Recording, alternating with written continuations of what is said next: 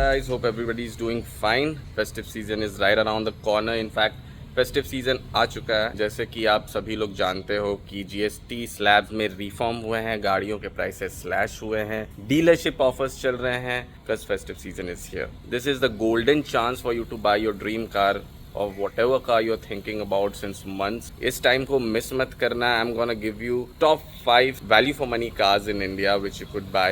So आगे बढ़ने से पहले अगर आप नए हो चैनल पे तो hit the like button and subscribe करना मत भूलना। वीडियो को एंड तक ज़रूर देखना। तो मैं आगे बढ़ने से पहले let me tell you that I have suggested the top 5 value for money cars only and not in the basis of sedan or SUV or MPV anything like that. It's just purely based on value for money जो आपको आपके पैसों पे सबसे ज़्यादा चीज़ एक package में मिलेगा। From the bottom to top order, सबसे पहला गाड़ी है Hyundai Venue, the S optional turbo petrol MT। इस गाड़ी में आपको ऑलमोस्ट सारे कुछ चीजें मिल जाते हैं, mainly the engine which is a turbo petrol engine and in this price range I've listed this car in the 5th place only because it's Hyundai। Hyundai का अपना सेफ्टी फीचर्स बहुत अच्छे रहते हैं, अंदर के फीचर्स भी बहुत अच्छे रहते हैं। आपको Apple car play, Android auto सब कुछ मिल जाता है। अलॉय व्हील्स आते हैं इसमें, पार्किंग सेंसर्स आते हैं इसमें, सनरूफ आ जाता है। Now it's up to you what's your usage if you want petrol or diesel, but according to me 5th place पे Hyundai Venue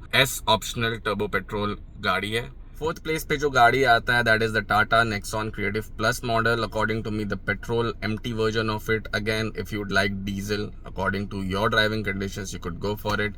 इस मॉडल में आपको सब कुछ ही मिल जाता है and the main addition which Tata has done to this model is the 360 degree parking assist, 360 degree camera, cruise control, sunroof, everything you get in just one product। The mileage out here is 14 to 16 kmpl with an engine of 1.2 liter turbocharged and you get the alloys as well and mainly you get the Tata safety which is known all over the country, so there's no doubt how safe it is। So in my suggestion Tata could be the best possible purchase in mid-size SUV। So coming to the 3rd place I would rate my own car which is the Verna SX।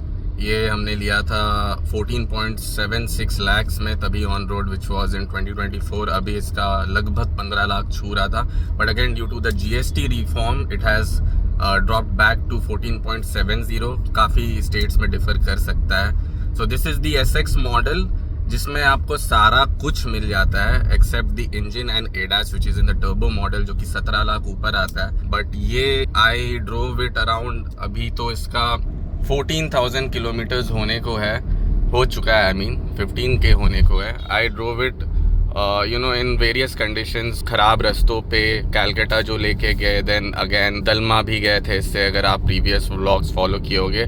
This is the best sedan I have come across अभी तक। इसका mileage, इसका सारा कुछ बहुत ही justified है within the price range you are getting it. इसमें आपको एम्बियंट लाइटिंग मिल जाते हैं, इसमें एप्पल कारप्ले, एंड्रॉइड ऑटो भी मिल जाता है, दैट टू वायरलेस, जो कि टर्बो मॉडल में वायर्ड है। 4 चीज़ों की कमी है टॉप मॉडल से, वो है ventilated seats, turbo thing, the ADAS thing and that's it. Otherwise ये गाड़ी बिल्कुल परफेक्ट है। इसमें आपको सनरूफ मिल जाता है, सभी कुछ मिल जाता है फीचर्स पे। This could be a very good option if you are opting under 15 lakhs। On number 2 we are going for the Skoda Kayak guys। The perk of having this car is you can literally purchase the top model, you don't have to settle for any mid or low model। 13.5 lakh आसपास इसका top most model जो Prestige model होता है वो आ जा रहा है, जिसमें आपको 1000 सीसी का इंजन मिलता है। इट इज 3 सिलेंडर इंजन जो कि बहुत पावरफुल है, 114 bhp है, 178 न्यूटन मीटर टॉर्क है और पावर के साथ साथ टर्बो चार्जर जो दिया है, स्कोडा क्लेम करता है कि 17 से 20 kmpl उसका माइलेज है।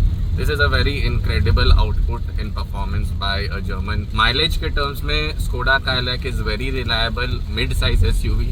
तो जिनके भी छोटे फैमिलीज हैं, ज़्यादा जिनको 7 सीटर टाइप का सेगमेंट में नहीं जाना है, they can easily opt this top model car. इसमें आपको सनरूफ के फीचर्स मिल जाते हैं, क्रूज कंट्रोल मिल जाता है, एंड्रॉइड ऑटो, एप्पल कारप्ले मिल जाता है, वायरलेस, सारा कुछ जितने भी बेसिक फीचर्स है और एक्सटीरियर के भी फीचर्स है जैसे अलॉयज हो गया, ग्रिल्स हो गया, क्रोम का फिनिश हो गया, सब कुछ आपको मिल जाता है since it's a top model. Make sure you consider this.